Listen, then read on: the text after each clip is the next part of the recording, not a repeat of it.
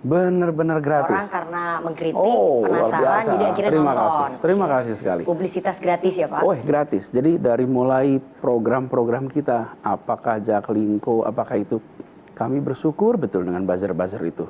Betul-betul memberikan faedah yang tak terkira selama 5 tahun ini. Karena merekalah menjadi angka-angka objektifnya terlihat di situ. Anda sangat bangga dengan pencapaian Formula E, apa yang dilakukan oleh Pemprov DKI ini sukses besar di Formula E, tapi di sisi lain kemudian nama Anda ditarik, bahkan Anda diperiksa oleh KPK. Anda nggak menyesal sudah menggelar pesta olahraga yang sangat besar, kemudian Anda diperiksa oleh KPK, Anda nggak nyesel Pak Anies? Dengan APBD itu terlaksana dengan baik. Formula E itu bukan programnya Pak Gubernur. Formula E itu adalah programnya Pemprov DKI Jakarta. Dan gubernur dan seluruh jajarannya bertugas melaksanakan program itu. Jadi ketika kemudian rame-rame membicarakan, kita melaksanakan program.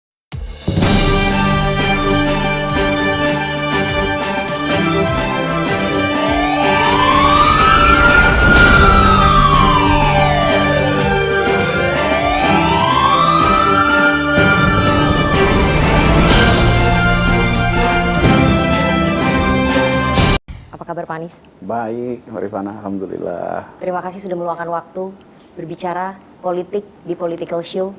Terima kasih sudah mengundang. Banyak hal yang harus kita tanyakan satu persatu, tapi sebelum saya tanya soal deklarasi Partai Nasdem tanggal 3 Oktober, saya ingin tanya karena Anda masih berstatus sebagai Gubernur DKI Jakarta sesuai dengan baju yang Anda kenakan hari ini. Ya. Pak Anies, Anda akan selesai masa jabatan pada 16 Oktober nanti sebagai Gubernur DKI Jakarta. Selama 5 tahun memimpin ibu kota, Anda sudah puas atau belum puas karena masih banyak yang belum terselesaikan? Saya mensyukuri semua. Saya mensyukuri, saya bertugas di Jakarta ini adalah salah satu penugasan yang paling memberikan kebahagiaan, paling memberikan pembelajaran. Satu, pembelajaran bagi saya sendiri. Setiap pertemuan, setiap ke lapangan, setiap berinteraksi di situ saya dapat ilmu baru. Selalu sepanjang 5 tahun ini. Jadi pembelajaran dari mulai soal batas air di laut yang kita dulu tidak pernah terlibat, sampai persoalan kampung padat kumuh, sampai persoalan penyediaan pasokan pangan untuk 11 juta warga Jakarta, memastikan bahwa harga stabil setiap hari. Dan itu sebenarnya ya, Nana, itu hal yang saya paling banyak pikirkan tiap hari. Bagaimana harga di tiap rumah tangga itu stabil. Kadang-kadang kan orang mikir, mungkin gubernur mikirnya tentang banjir, tentang macet. Ya itu tentu. Yang kedua, yang dikerjakan di sini itu punya efek langsung. Begitu mengambil kebijakan A, misalnya mengubah cara rekrutmen siswa di sekolah-sekolah, langsung terasa perubahannya. Begitu mengambil tentang penyediaan universal health coverage, langsung terasakan. Jadi kebahagiaan kami itu adalah setiap menyaksikan warga merasa ada rasa syukur, rasa bahagia atas kebijakan. Datang ke kelurahan, lihat panjang antrian ibu-ibu mau mengurus surat izin usaha mikro kecil. Itu kami bersyukur betul menyaksikannya. Bahwa kemudian mereka dengan punya izin IUMK itu, izin usaha mikro kecil, mereka bisa berusaha lewat online. Punya NPWP bisa online. Kenapa? Karena kita lakukan kebijakan kemarin membebaskan untuk mengambil izin di mana saja. Dan yang ketiga, ini adalah sebuah tanggung jawab yang berinteraksi langsung dengan orang. Ketika saya bekerja di kementerian, sesungguhnya banyaknya bekerja hasilnya paper, kebijakan, kertas-kertas kerja. I was dealing with paper, not people. Okay? Sekarang dengan orang yang sesungguhnya. Ibu yang bicara, Pak, anak saya prestasinya bagus, gak ada biaya. Pak, kami punya ide membuat pengerasan jalan. Pak, kami punya gagasan untuk membuat signage. Orang semua itu. Nah, saya menikmati tugas ini sebagai amanah yang besar saya terima dari warga Jakarta, tapi juga sebuah amanah yang mengizinkan saya untuk bekerja bersama dengan warga Jakarta, berinteraksi dekat, yang kalau kita hitung waktunya, nah itu bukan Senin, Sabtu, Minggu, rasanya kayak Jumat kedua, Jumat ketiga. Karena nggak ada habisnya. tidak ada habisnya. Tetapi tidak melelahkan. Tidak melelahkan. Itulah ketika saya ditanya, puas tidak? Saya bersyukur. Saya merasa bahagia. Saya merasa dapat keberkahan untuk bisa mengurus Jakarta 5 tahun terakhir ini. Jadi lebih enak jadi gubernur DKI, jadi dosen atau jadi menteri? Oh, saya menikmati gubernur DKI. Lebih enak jadi gubernur DKI ya? Ya, di sini saya merasakan betul betapa yang dikerjakan berdampak, betapa apa yang masalah yang dihadapi langsung kita bisa selesaikan, dan saya mengalami proses pembelajaran yang lengkap. Karena Jakarta ini semua urusan ada. Semua urusan ada. Jadi saya merami dari mulai perlindungan perempuan, disabilitas, sampai persoalan gedung pencakar langit. Dan ini, Nana bayangin, rapat, satu topik, misalnya tadi perlindungan perempuan, selesai rapat itu pindah soal tata ruang. Langsung tata ruang. Terus kemudian pindah lagi soal pendidikan. Jadi kalau ditanya paling dari semua yang pernah saya jalani, bertugas sebagai gubernur di Jakarta ini adalah pengalaman yang paling mengesankan, paling membahagiakan, dan mudah-mudahan memberikan manfaat bagi semua. Soal memberikan manfaat, pada saat Anda maju pada Pilgub DKI 2017 ada janji kampanye, 23 janji kampanye Anies Baswedan. Dari 23 janji kampanye sudah berapa persen yang menurut Pak Anies sudah terrealisasikan? Ya, jadi kami membuat janji itu betul 23, urut semua. Kemudian janji-janji itu konkret. Kenapa? Karena itu evidence based promises. Jadi janjinya itu dibuat dengan melihat kondisi di Jakarta. Dari kondisi Jakarta kemudian diterjemahkan dalam bentuk janji. Jadi bukan dari awang-awang tuh. Karena evidence based, maka alhamdulillah kita bisa menjalaninya. Nah, kita bersyukur ada yang sudah tuntas 100%, ada yang masih harus diteruskan. Tapi kita juga menemukan hal baru yang tidak dijanjikan dan kita kerjakan. Jadi mau harus diselesaikan. Kita kerjakan. Jadi hal yang dulu tidak dijanjikan tapi kita kerjakan. Dan misalnya ya, kita mengerjakan kemarin di Jakarta ini, warga Jakarta merindukan stadion sudah bertahun-tahun. The Jack itu dijanjikan stadion sudah lama sekali. Dan itu salah satu janji kami. Dan alhamdulillah itu terlaksana sebagai contoh. Kemudian bicara tentang universal health coverage yang tadi saya sampaikan. Sekarang alhamdulillah 99% lebih penduduk Jakarta itu tercover dengan asuransi. Dan itu artinya, dan itu terjadi tahun 2018 ya. Kami bertugas bulan Oktober.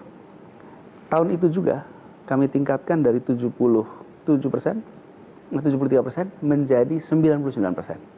Dan itu artinya kita ngeluarin uang 1,3 atau 1,4 triliun untuk menjamin. Jadi janji-janji itu, lalu ada sebagian janji ini yang tidak kelihatan barangnya. Contoh, penataan keuangan yang baik menjadi WTP.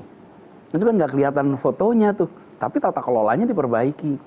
Kemudian sakit, penilaian kinerja dengan ukuran yang baik. Jadi kami itu bekerja bukan hanya untuk hal-hal yang monumental, yang satuan-satuannya bisa dilihat, tapi termasuk perbaikan sistem yang dijanjikan itu juga dituntaskan.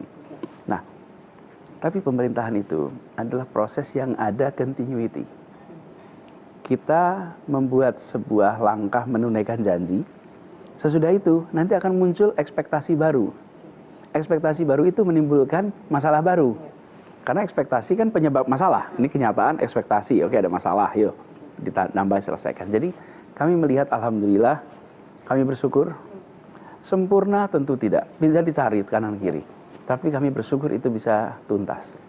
Beberapa hasil kerja Bapak yang terlihat nyata itu melanjutkan program pejabat sebelumnya, melanjutkan program gubernur sebelumnya. Kalau kita lihat biasanya Pak, pejabat itu enggan melanjutkan program pendahulunya karena ada egosentris di situ. Tapi Bapak mau melanjutkan program gubernur sebelumnya, kenapa?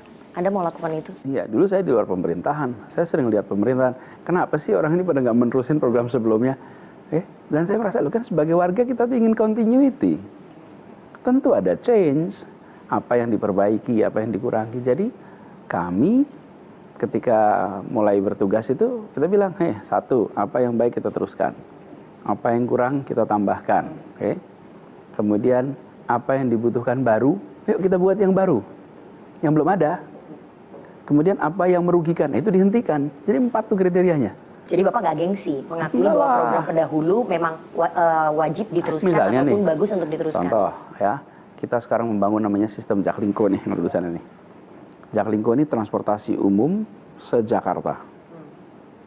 Basisnya apa? Basisnya itu adalah namanya BRT, Bus Rapid Transit. Ini adalah busway. Siapa yang mulainya? Pak Sutioso yang mulainya. Kita teruskan, dan kita besarkan ini dengan satu kata kunci, integrasi. Nah, yang dulu nggak ada. Jadi Disempurnakan. itulah yang barunya. Barunya apa? Integrasinya. Dan kalau baca ya, coba baca berita-beritanya waktu Pak Sutioso mulai busway. Itu yang namanya kritik luar biasa. Dulu orang menolak ya. Oh, ngabisin jalannya dipakai untuk busway. Itu yang namanya negatif tuh luar biasa. Jadi saya bekerja untuk warga Jakarta, bukan bekerja untuk kepentingan saya dan mengurangi kepentingan gubernur sebelumnya, tidak. Ini adalah continuity. Pak Jokowi punya pendekatan untuk bahwa pembangunan pemerintah itu tidak menggusur. Itu Pak Jokowi kerjakan begitu. Dan mungkin ada yang tidak mau meneruskan, kalau saya malah meneruskan pendekatan itu. Pendekatan yang dibuat oleh Pak Jokowi itu yang kemudian kami teruskan. Bagaimana misalnya nih, kita bangun stadion JIS. Sampingnya ada Kampung Bayam. Warganya kemana sekarang? Warganya disiapkan bangunan rumah di samping stadion. Terbayang tidak ada rumah untuk warga yang sosioekonominya itu lemah di samping stadion termahal yang ada di Republik ini? Oke? Bicara soal pendekatan yang dilakukan oleh Pak Jokowi ataupun program-programnya Pak Jokowi, salah satunya adalah reklamasi. Anda juga melanjutkan itu. Jawaban Anda seperti apa, Mas Anies? Kita justru, ini salah satu janji dalam kampanye kemarin. Janji kampanye kemarin adalah menghentikan reklamasi. Ketika kita melakukan penghentian itu, ramai luar biasa. Kami tunaikan ini sebagai janji. Dan saya sering sampaikan, bukan soal reklamasinya persi. Ya, dari awal saya sampaikan, ini soal bagaimana kegiatan reklamasi itu dilakukan di kawasan yang berupa teluk muaranya sungai-sungai Jakarta. Sehingga air dari sungai, ini pantai nih, air itu sampai ke pantai, ke tepi pantai. Kemudian setelah ada reklamasi, dia diperpanjang. Itu akan terjadi backwater. Kami laksanakan itu. Jadi kita bersyukur bisa melewati itu semua dengan segala macam tantangan hukum yang ada.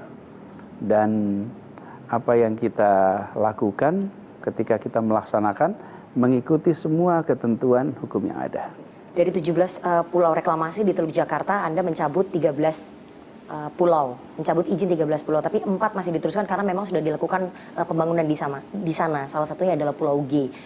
Itu Pak Jokowi juga dulu memberikan izin untuk pemukiman, dan Anda kemudian melanjutkan dengan mengubah namanya, Pak, perluasan daratan. Ya, jadi ketika kita memutuskan untuk menghentikan reklamasi ini, ya diingat ya, yang dihentikan itu reklamasi, bukan kegiatan di atas tanahnya. Kadang-kadang kita ini mengasumsikan menghentikan reklamasi itu artinya menghabisi semua bangunan yang ada di situ. Bukan. Yang tidak diteruskan adalah melakukan penambahan daratan itu. Berhenti di situ. Yang sudah ada, yaitu dimanfaatkan. Udah jadi itu tanahnya, mau dibongkar lagi. Malah justru menimbulkan kerusakan lingkungan yang lebih besar. Dalam semua sifat penuduhan, yang harus membawa bukti adalah yang menuduh, bukan yang dituduh.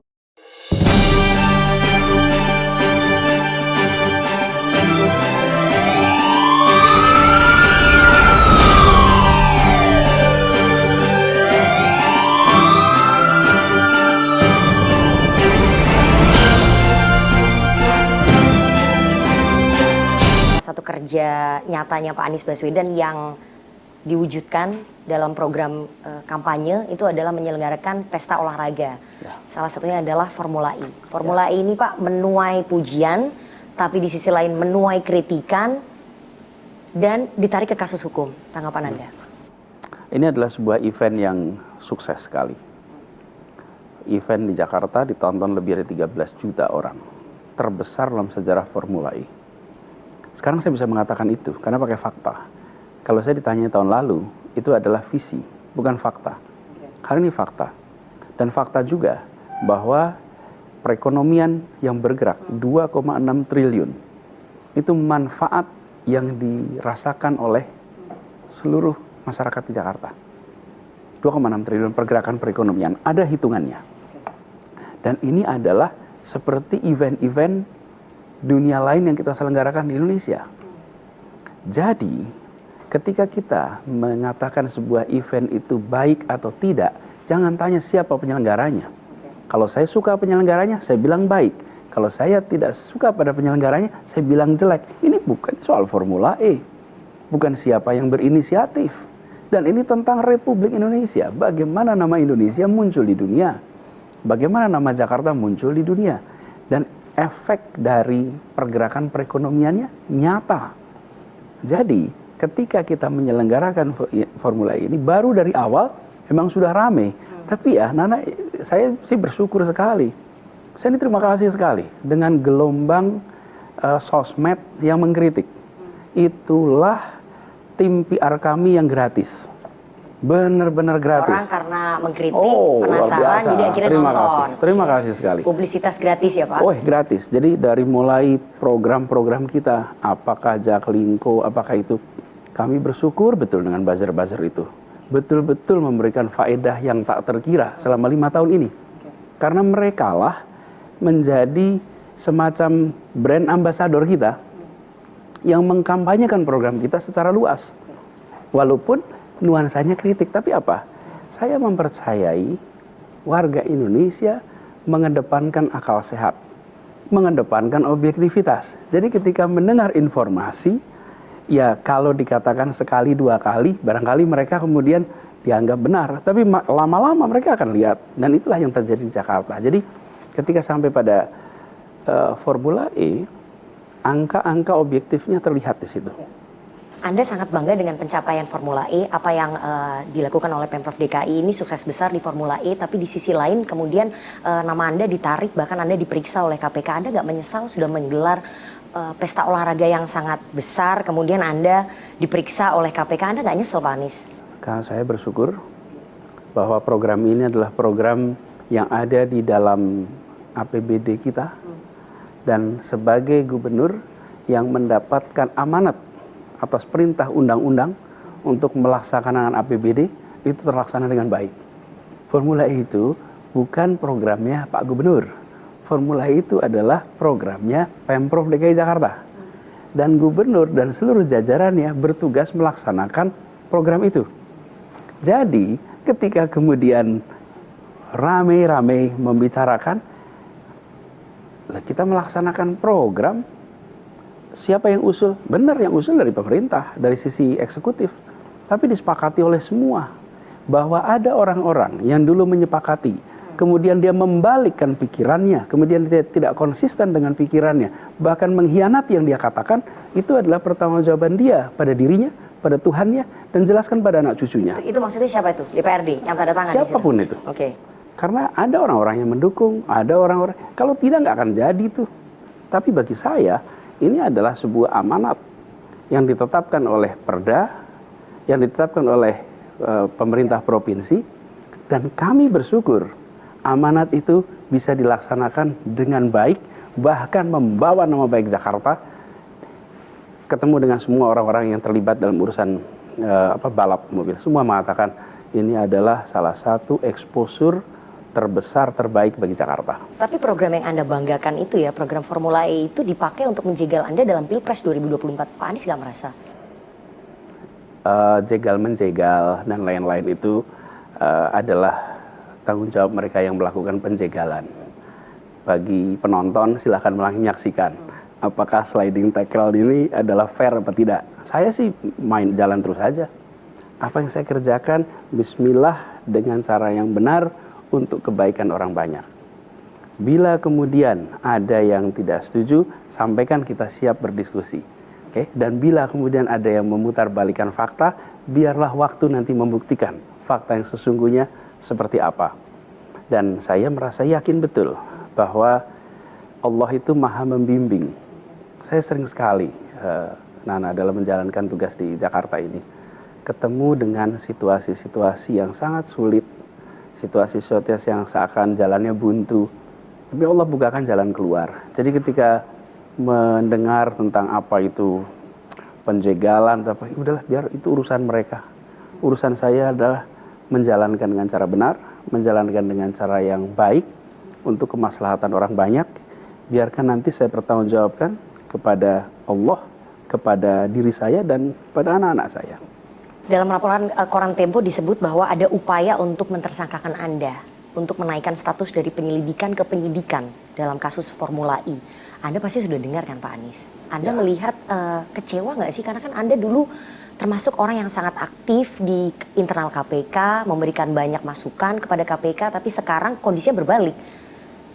Orang-orang yang ada di KPK sedang berupaya untuk mentersangkakan Anda. Ya, benar bahwa saya memang selalu membantu tugas KPK.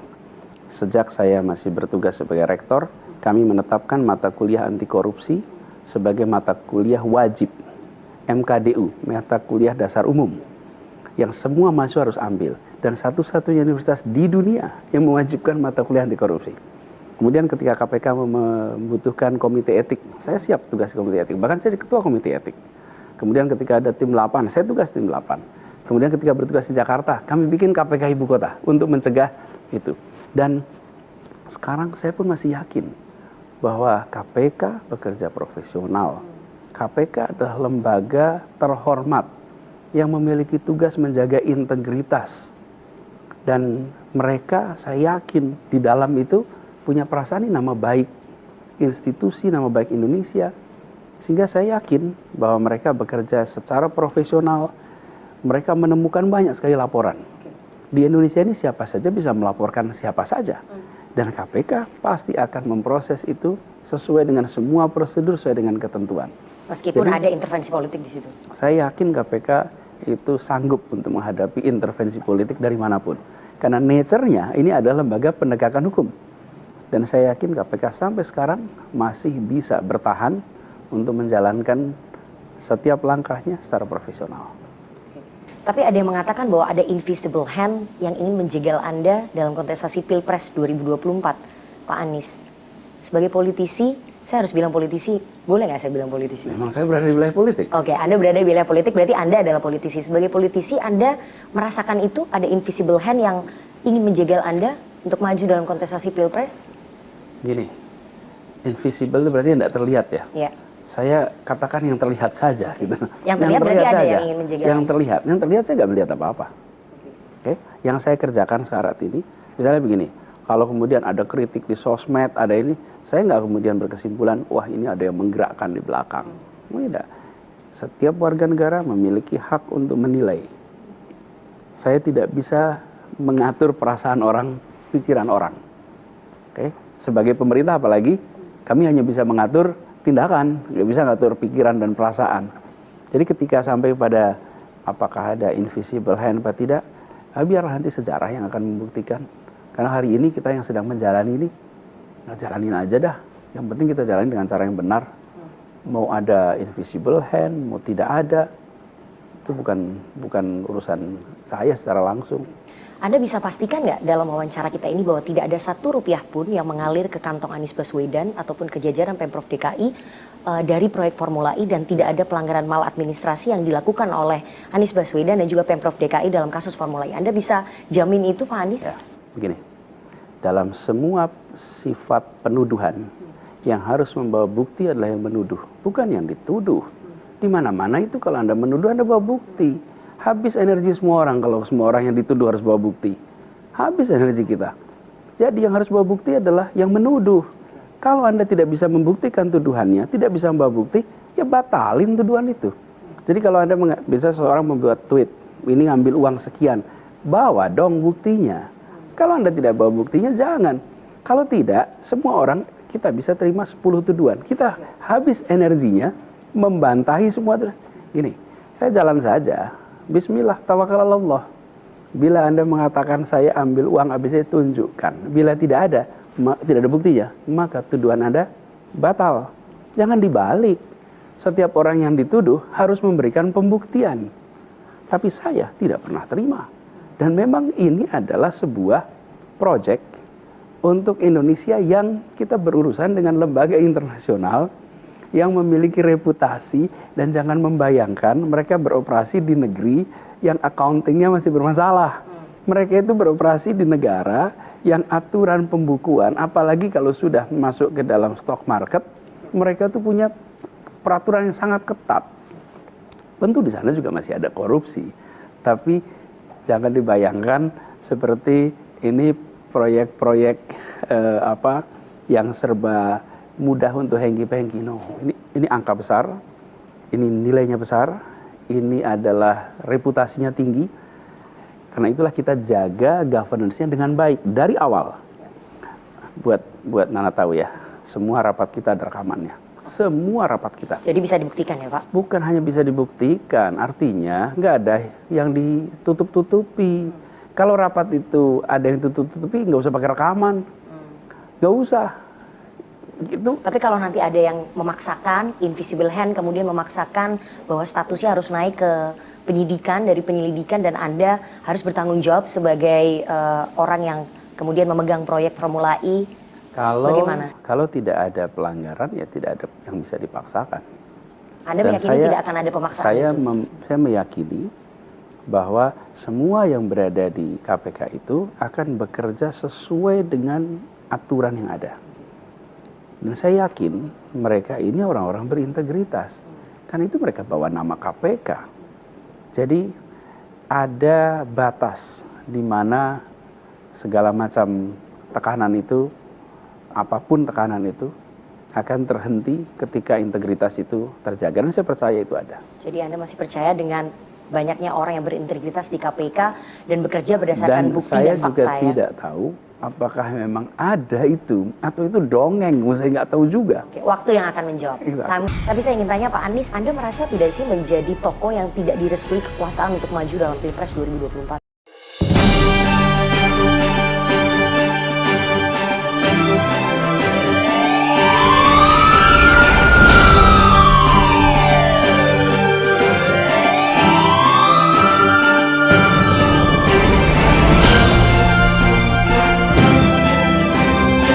Saya ingin tanya Pak Anies, Anda merasa tidak sih menjadi tokoh yang tidak direstui kekuasaan untuk maju dalam Pilpres 2024?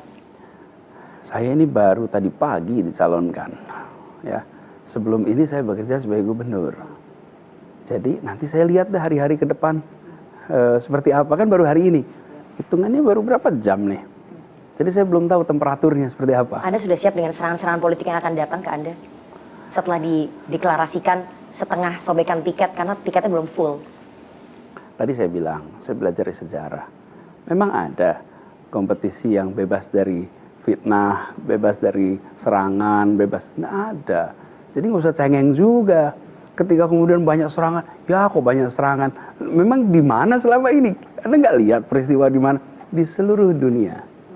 Di segala zaman. Begitu sampai kepada persoalan seperti sekarang ini namanya kompetisi dan lain pasti ada. Jadi Anda sudah siap? Jadi bukan hanya sudah tinju-tinju politik itu. Ya, siap, tapi juga sudah tahu dari dulu. Bukan sesuatu yang kayak kita, oh kok ternyata rame ya, ternyata banyak fitnah ya. Loh, selama ini nggak pernah baca apa gitu. Oke, banyak, ada segala macam. Jadi, tapi saya meyakini, bila wilayah politik ini yang penuh dengan segala macam tantangannya kita hindari, maka kemajuan akan sulit dialami Republik ini. Saya sampaikan begini, mengapa bila orang bermasalah masuk politik tidak dipermasalahkan? Mengapa ketika orang tak bermasalah masuk politik malah dipermasalahkan? Oke? Dan seringkali bayangkan ada orang-orang baik, berprestasi, berkarya baik, mau jadi anggota DPR, kemudian Anda ngapain sih mau jadi anggota DPR? Loh, kita justru butuh orang-orang yang baik, orang-orang yang kompeten, orang berintegritas, jadi anggota DPR. Tapi kalau ada orang bermasalah menjadi anggota DPR, ya udah bener biar dia masuk anggota DPR. Lah ya rusak negeri ini. Ketika orang-orang tak bermasalah masuk politik dipermasalahkan, ketika orang-orang bermasalah masuk politik malah tidak dipermasalahkan. Nah, saya memilih untuk ambil tanggung jawab.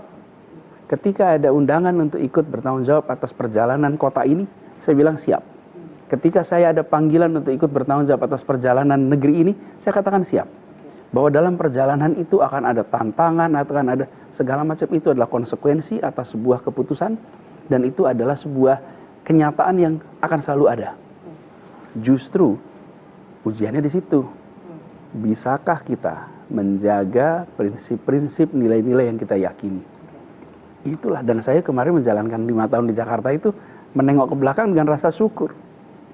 Tantangannya tidak kecil, tapi saya syukuri karena insya Allah tata kelola yang benar dipegang, aturan main yang benar dipegang, dilaksanakan. Jadi melihat ke depan dengan sekarang ada undangan untuk itu, saya melihat bagi saya restu dari Allah, ridho dari Allah yang paling penting. Kemudian pemberian manfaat bagi seluruh rakyat adalah yang paling penting. Selebihnya tawakal Allah. Jadi Anda udah siap ya dengan segala risikonya. Pak Andi, saya ingin tanya, banyak yang mengatakan Anda berseberangan dengan kekuasaan. Sebenarnya hubungan Anda dengan Pak Jokowi seperti apa sih? Memang kantornya berseberangan. Satu di Merdeka Selatan, satu di Merdeka Utara. Bukan masalah kantornya, Pak. Masalah dalam beberapa hal banyak berbeda gitu. Berseberangan dengan kekuasaan saya sebut ya. Saya nggak menyebut presiden. Tapi saya ingin tanya hubungan Anda dengan Presiden Jokowi seperti apa? Gini, kami ini bersahabat. Dan kami itu mulai berinteraksi bersama itu sejak tahun 2011. Sebelum beliau menjadi gubernur di Jakarta. Jadi sering bersama-sama dalam berbagai forum. Kemudian kalau ke Solo, waktu itu beliau masih menjadi wali kota. Kita bahkan waktu itu ada Solo Mengajar. Beliau juga ikut memberikan endorsement ketika itu Solo Mengajar. Kami waktu itu Giat Indonesia Mengajar. Jadi perjumpaan, interaksi itu udah panjang. Kemudian beliau bertugas di Jakarta. Saya masih di Paramadina. Kemudian ketika beliau maju menjadi calon presiden, beliau menelpon. Beliau bicara, mengundang saya untuk menjadi juru bicaranya. Dan sesudah itu menjadi intensif pembicaraan, dan sampai sekarang pun pada waktu-waktu yang diperlukan, yang memang relevan, saya sering datang, kemudian berdiskusi, komunikasi, jalan terus. Jadi tidak ada yang namanya putus komunikasi, dan beliau banyak event-event yang diselenggarakan di Jakarta yang secara khusus juga saya datang, kita diskusi di waktu-waktu itu. Jadi tidak ada barrier di dalam komunikasi, dan saya bersyukur bahwa tim pendamping beliau itu memfasilitasi untuk kita bisa komunikasi terus. Oke, jadi yang bilang bahwa hubungan Pak Anies Baswedan dengan Pak Jokowi itu tidak baik, bahwa Pak Jokowi tidak menginginkan Pak Anies untuk maju dalam kontestasi Pilpres, itu berarti tidak betul ya Pak? Gini, bilang itu bisa bilang apa saja. Ada imajinasi, ada macam-macam tuh. Dan kita ini kadang-kadang ya keterampilan mengarang itu luar biasa hebat. Jadi karangan-karangannya sering tak disertai dengan fakta, akhirnya karangan betulan gitu. Jadi saya ingin sampaikan bahwa kita alhamdulillah diberikan kesempatan untuk selalu komunikasi, selalu bisa diskusi, dan itu akan mempertahankan terus. Baik, yang bilang sebetulnya hubungan antara Pak Anies dengan Pak Jokowi itu unpredictable, tidak ada yang tahu, karena ternyata sering sekali ngobrol-ngobrol tapi tidak ketahuan sama wartawan, itu betul Pak? Gimana itu caranya? Nyampe sih ke kuping kita, tapi itu betul nggak Pak? Pokoknya kita ada komunikasi, kita ada diskusi, gitu aja. Oke. Anda dianggap sebagai representasi perubahan. Anda dianggap sebagai antitesa dari kepemimpinan saat ini. Itu yang mengatakan bukan kami Pak, tapi masyarakat luas. Banyak yang mengatakan Anda adalah antitesa sosok pemimpin saat ini. Tanggapan Bapak seperti apa? dalam saya bekerja, apalagi bekerja ke depan, cukup tengok aja yang dikerjakan kemarin. Apa yang Gubernur DKI Jakarta lakukan selama 5 tahun memimpin Jakarta, itulah bahan untuk memprediksi apa yang akan dia kerjakan ke depan. Oke, tadi kita ngobrol, program-program gubernur sebelumnya diteruskan. Itu artinya kalau dia dapat tugas apapun, maka orang sebelumnya kegiatannya akan diteruskan juga. Jadi maksud saya, tidak ada yang sesungguhnya tesa antitesa. Kita semua ini ketika sudah bertugas akan ketemu dengan kewenangan yang jelas, jumlah anggaran yang ditetapkan, kemudian target pembangunan yang ditetapkan, dan itu harus dilaksanakan. Jadi ketika nanti kita semua ini seperti saya bertugas di Jakarta, begitu saya di Jakarta sudah tidak bicara tentang style dengan gubernur sebelumnya dan lain-lain, udah bicaranya tentang apa yang dikerjakan sekarang, apa yang memberikan manfaat untuk warga Jakarta. Oke, jadi Anda merasa nggak bahwa ada orang yang kemudian banyak pihak yang berusaha untuk menghadap-hadapkan Anda dengan Pak Jokowi? Anda merasa seperti itu, banyak yang kemudian melakukan itu, berusaha untuk menghadap-hadapkan Anda dengan Pak Jokowi? Gini, saya ini adalah gubernur, Pak Jokowi adalah presiden. Beliau adalah atasan saya. Jadi saya ini bukan orang yang setara. Pak Jokowi itu atasan kami. Dan beliau memberi arahan kepada gubernur. Saya salah satunya. Sehingga di dalam struktur pemerintahan kami itu mengikuti arahan presiden. Bagaimana mungkin orang bawahan kemudian dibentur-bentur, bawahan itu mengikuti arahan presiden. Presiden mengatakan A, maka kita semua jalankan A. Presiden katakan B, kita semua jalankan B. Meskipun ada perbedaan pendapat. Kalau di pemerintahan itu semua ikut peraturan, semua ikut undang-undang, bukan selera. Ini kan kalau kita tidak di pemerintahan pakai selera. Mungkin karena saya nggak setuju, saya nggak mau ikut gitu. Di pemerintahan itu, kalau sudah pemerintah katakan A, contohnya kemarin, Pak Presiden bilang, oke, ini sekarang nilai tukar rupiah, resesi, dan lain-lain, maka jangan bepergian ke luar negeri. Langsung malamnya kalimat Pak Presiden itu, rekamannya saya pasang, saya minta kepada seluruh jajaran sebarkan ke seluruh masyarakat. Jadi kita ini menjalankan arahan kepala negara, kepala pemerintahan. Jadi janganlah overanalysis seperti itu. Kemudian membuat hal yang tidak ada dikesankan ada. Tidak ada perbedaan dikesankan ada perbedaan. Dan kemudian membuat situasi menjadi muncul persepsi-persepsi yang tidak perlu. Republik ini sedang butuh kita kerja bersama. Republik ini sedang butuh kita saling support, saling topang, bukan saling pangkas, saling jatuhkan, tidak, justru sebaliknya. Dan itulah yang harus dibangun. Pak Surya mengatakan bahwa terserah Anda kalau Anda mau masuk ke partai atau tidak. Pertanyaannya, Anies Baswedan akan masuk partai nggak?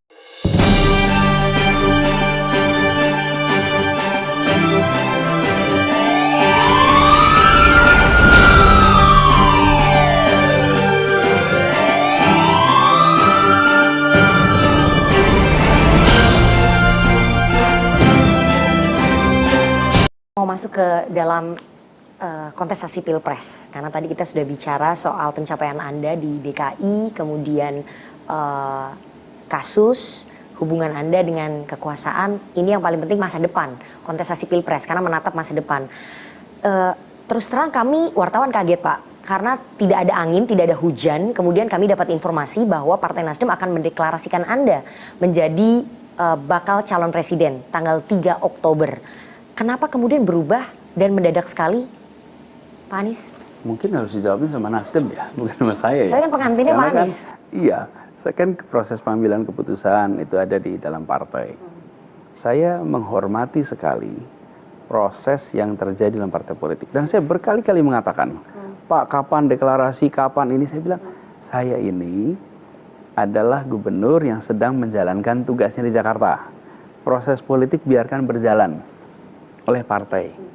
Nah, Partai Nasdem dengan segala macam pertimbangannya memutuskan langkah sekarang. Dan saya sampaikan bahwa dengan rendah hati, dengan rasa hormat, saya sampaikan bismillah, insya Allah amanat ini saya terima dan saya siap jalankan. Tetapi detail prosesnya dan lain-lain itu proses internal dalam partai. Dan mereka mengabarkan saya ketika sudah keputusannya final, bukan? Anda kabarnya baru tahu hari Minggu, tanggal 2 Oktober siang Anda datang ke DPP Partai Nasdem Gondang Dia dan bertemu dengan Pak Surya hanya setengah jam saja. Di situ Anda diberitahu bahwa Nasdem akan mendeklarasikan Anda, itu betul? Lengkap betul informasi. Nggak, kita pengen tahu background ya, meskipun sudah ada deklarasinya, tapi kami harus tahu. Gitu. Betul nggak Pak? Betul. Jadi dalam waktu setengah jam itu Pak Surya meminta kesediaan Anda untuk menjadi calon presiden. Sebentar. Okay. Ya. Setengah jam itu kan hari Minggu ya, gitu. Tapi kalau diskusi kan ya bukan setengah jam itu saja kan. Tapi finalnya dari Minggu. Selama ini kan juga kita berinteraksi. Saya pun berinteraksi dengan para pemimpin partai lain. Para tokoh-tokoh partai berdiskusi, bertukar pikiran, itu berjalan terus selama ini. Jadi saya menaruh hormat kepada Pak Surya Paloh. Karena beliau secara konsisten memilih berani untuk mengataskan kepentingan negara, kepentingan republik di atas kepentingan lain-lain. Bagaimana beliau memberikan ruang kepada anak-anak bangsa siapapun, dari manapun. Dan itu bukan hanya kejadian sekarang. Cobalah lihat pemilihan gubernur di mana-mana, pemilihan bupati di mana-mana. Itu sikap dari Pak Surya Paloh itu adalah sikap siapa yang baik, yuk didukung, beliau yang membiayai. Banyak contoh kasusnya, Nana juga dengar pasti kasus-kasus itu. Jadi sikap inilah yang kemudian beliau bawa ketika menghadapi situasi menjelang 24. Jadi saya merasa terhormat dan saya juga sampaikan rasa hormat saya pada Pak Surya Paloh karena beliau konsisten di dalam mengedepankan prinsip kenegarawanan, prinsip kebangsaan, prinsip kesetaraan di dalam mengambil keputusan-keputusan. Mempercepat deklarasi Anda sebagai bakal calon presiden itu adalah bentuk perisai Partai Nasdem karena berkejaran waktu dengan KPK, dengan kasus yang sedang ditangani di KPK, kasus Formula E. Memang betul seperti itu Pak Anies? Saya rasa pertimbangannya lebih kepada waktu saja ya. Toh mereka sudah menetapkan 3 nama sejak bulan Juni. Jadi gini nah, kalau misalnya penetapan nama itu baru minggu lalu, terus minggu ini ditetapkan 1 nama, mungkin itu prematur. Tapi ini sudah ditetapkan sejak bulan Juni ada 3 nama, lalu berujung kepada 1, itu bagian dari proses menurut saya wajar. Anda sudah telepon ataupun berkomunikasi dengan Demokrat dan juga PKS sebelum Anda kemudian menerima pinangan dari Partai Nasdem? Kan begini, percakapan itu jalan terus dengan semuanya. Jadi, dan setahu saya, Partai Nasdem juga berkomunikasi kok dengan semuanya. Tidak ada yang tidak tahu. Istilahnya itu symmetric information, kesetaraan informasi. Jadi partai-partai yang tahu dan tiap-tiap partai punya mekanismenya. Karena itu kita hormati mekanisme tiap-tiap partai di dalam mengambil keputusan final untuk hal yang sangat besar. Sosok cawapres yang Anda inginkan nanti seperti apa sih, Pak Anies? Saya pikir habis tanggal 16 Oktober aja ya. Itu belum ada pandangan. Sosoknya begini, seperti apa? Kalau saya bayangkan ya, seperti yang kemarin tugas di Jakarta juga, adalah orang yang bisa bekerja bersama dengan baik, saling topang, saling isi, dan menjadi mitra dalam arti yang sesungguhnya. Saya harus duduk untuk mereview lagi, melihat apa saja yang menjadi bahan-bahan pertimbangan, dan walaupun oleh Pak Surya Paloh, oleh Nasdem disampaikan bahwa urusan penentuan diserahkan sepenuhnya kepada capres. Anda percaya nggak bahwa partai nggak akan cawe-cawe soal nama cawapres yang akan dipilih begitu? Menurut saya adalah hak dari partai-partai politik untuk mengusulkan nama. Adalah hak dari organisasi manapun untuk mengusulkan nama. Tidak ada yang salah. Kalau ada ketua RT mengusulin, Pak, usulnya nggak ada yang larang juga. Jadi kita juga nggak larang. Tapi menurut saya yang penting adalah siapa yang mengambil keputusan akhir. Itulah yang kunci. Tentang usulan kan boleh dari mana saja. Tetapi kenyataan bahwa keputusan final diserahkan pada capres, itulah yang tadi saya sebut sebagai sikap kenegarawanan.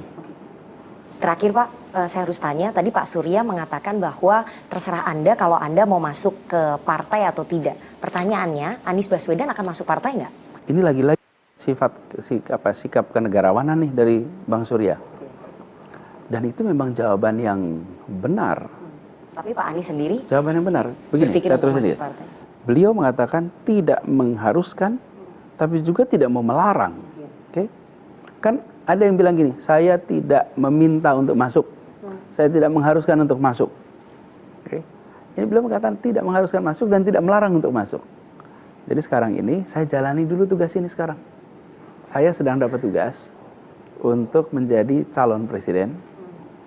Tapi saya bilang tadi, saya ini masih tugas di Jakarta Pak, sampai 16. Izinkan sampai 16 itu saya full masih terus ngurus Jakarta. Tidak saya berpikir tentang cawapres, tidak berpikir tentang partai-partai yang lain, tidak. Nanti aja dulu. Izinkan saya tetap fokus di Jakarta. Dan deal, oke. Pokoknya sampai 16 Oktober, saya masih terus menjalankan tugas sebagai gubernur. Dan segala urusan yang terkait dengan pemilihan presiden tahun 2024 akan diselenggarakan pada tempo sesudah 16 Oktober. Oke, jadi 16 Oktober kita ketemu lagi untuk bertanya ke Pak Anies kriteria cawapres seperti apa, kemudian warna partai ataupun jaket warna partai yang akan dipilih itu seperti apa warnanya. Kasih waktu dikit. Jadi setelah tanggal 16 akan terjawab banyak teka-teki ya tentang perjalanan politik seorang Anies Baswedan. Terima kasih Pak Anies Baswedan, Gubernur DKI Jakarta sudah menjawab banyak sekali pertanyaan yang ada di publik yang sudah kita suarakan. Semoga perjalanan politiknya ke depan lancar. Tadi Anda katakan bahwa tantangannya semakin banyak dan semoga Anda bisa melalui berbagai macam tantangan itu. Terima kasih sekali atas waktunya.